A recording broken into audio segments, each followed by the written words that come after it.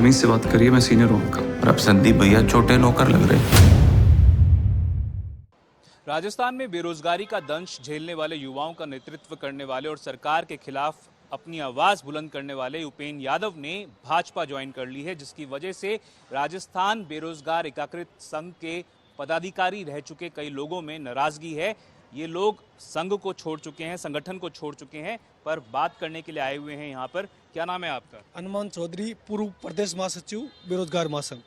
ये बताओ कि किस बात को लेकर आपकी उपेंद्र यादव के खिलाफ नाराजगी? देखो, हम तो पहले तो उनको बधाई देते हैं कि बेरोजगारी की आवाज़, हम चाहते हैं बेरोजगारी की कोई भी आवाज़ हो विधानसभा पूछे, और उनसे अच्छा तो कोई भर्तियों का मामला समझ ही नहीं सकता। लेकिन क्या हुआ उस प्रोग्राम का? आपने प्रोग्राम चला रखा था एक युवा संवाद कार्यक्रम, और उस प्रोग्राम के आधार पर तय करना था कि जो पार्टी बेरोजगार युवाओं को सबसे ज़्यादा देगी, सबसे ज़्यादा बेरोजगार युवाओं की मांग घोषणा पत्र में शामिल करेगी और उसका क्रेडिबिलिटी होगी, उसी को हम समर्थन देंगे।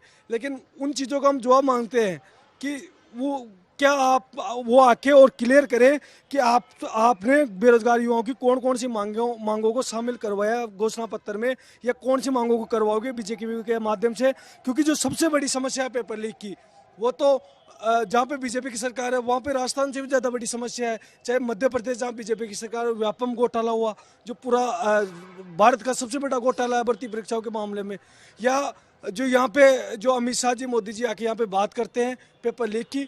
हम मानते हैं पेपर लीक राजस्थान सरकार में भी सबसे ज़्यादा पेपर लीक हुआ है, लेकिन ये क्या आपको लग रहा है कहीं ना कहीं कवायद उनकी तरफ से पहले से थी कि वो विधानसभा की सीट ले पाएं? बिल्कुल, वो बिल्कुल, देखो उन्होंने 11 साल मेहनत भी किया है, हम चाहते हैं कि वो विधानसभा तक पहुंचे, उसमें कोई दो राय नहीं। कोई भी आदमी मेहनत करता तो वो करता है, लेकिन चूंकि पेपर लीक जैसी देशव्यापी समस्या है और हम बेरोजगार युवा ये चाहते हैं कि पेपर लीक जो देशव्यापी, हमारा जो मेन मुद्दा है वो उनके ऊपर नहीं है कि उपेंद्र यादव जी ने वो किया है। हम ये चाहते हैं कि उनके जाने के बाद में जो बेरोजगार युवा असमंजस की स्थिति में हो रहे हैं कि क्या संगठन बीजेपी को सपोर्ट कर दिया, या जो आपका युवा संवाद कार्यक्रम चल रहा था उसने बीजेपी को सपोर्ट कर दिया, हम उस बात का खंडन करने के लिए जो प्रेस कॉन्फ्रेंस रखे हैं वो उसी बात का खंडन ये करने। बड़ा सवाल है कि उपेंद्र यादव ने भाजपा ज्वाइन कर ली है, तो उस पेपर लीक का जो सबसे बड़ा मुद्दा उन्होंने उठाया था, उस मुद्दे का क्या हुआ? क्या नाम है आपका? मैं धनराज चौधरी। धनराज, ये बताओ कि अगर उपेंद्र यादव ने बीजेपी ज्वाइन कर लिया है और उनको टिकट मिल भी गई है शाहपुरा से, तो अगर वो वहाँ से जीत जाते हैं तो एक जनप्रतिनिधि के तौर पर भी तो वो पेपर लीक का मुद्दा उठा सकते हैं। बिल्कुल सर, जैसे कि हम आप सभी परिचित हैं, सभी जानते हैं, उपेंद्र जी शुरू से ही इस मुद्दे को लेकर कि पेपर लीक के लिए कई सारी व्यवस्थाएं हों, शुरू से ही उनका, जब वो बिना कोई पद पे थे, जब प्रदेश अध्यक्ष थे, उस टाइम से उनका इस चीज़ के लिए संघर्ष था। और हम मानते हैं अगर वो वहाँ से शाहपुरा से जीत के निकलते हैं तो बेरोजगारों की आवाज़ को वहाँ पे वो तो अपनी तरफ से कहीं ना कहीं रखेंगे।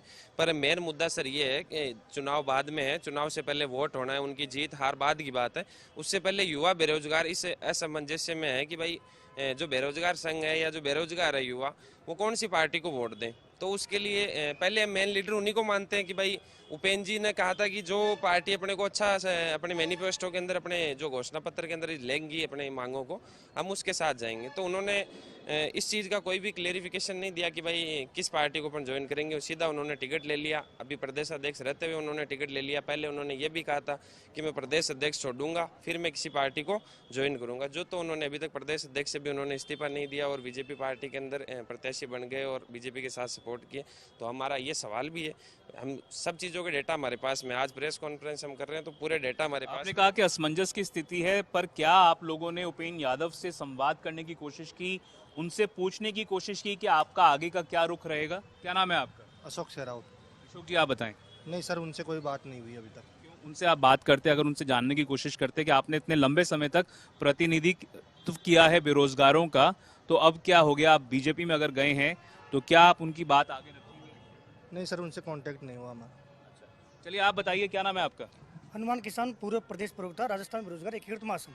आप पूर्व प्रवक्ता हैं संघ के तरफ से, अब छोड़ चुके हैं आप संगठन को, पर उपेंद्र यादव के इतने संख्या में, हजारों लाखों की संख्या में उनके फॉलोअर्स कहे जाते थे, क्या आपको लगता है एक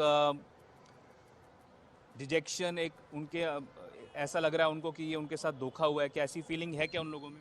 देखिए बिल्कुल, क्योंकि अगर ये चुनावी दौर है, इस समय सभी बीजेपी पार्टी हो, कांग्रेस पार्टी हो, ये बड़े बड़े सपने दिखा रही है, दावा कर रही है कि हम बेरोजगारों के हितैषी हैं। लेकिन सर हकीकत ये है कि हमारे पास 5 साल का कांग्रेस के द्वारा निकाली गई भर्तियों का डाटा है, 3 लाख प्लस भर्तियों का हमारे पास डाटा है। बीजेपी सरकार ने 2018 में भी कोई डाटा हमें नहीं दिया। वसुंधरा जी कह रहे थे कि 54 लाख वैकेंसी निकाली, अमित शाह जी कह रहे थे 44 लाख निकाली, ट्विटर पे कह रहे थे 60 लाख निकाली, मतलब वहाँ पर भी हमें कोई डाटा नहीं दिया। यहाँ अगर बात की जाती है पार्टी ज्वाइन करने की, हम सबसे पहले उनको बधाई देते हैं।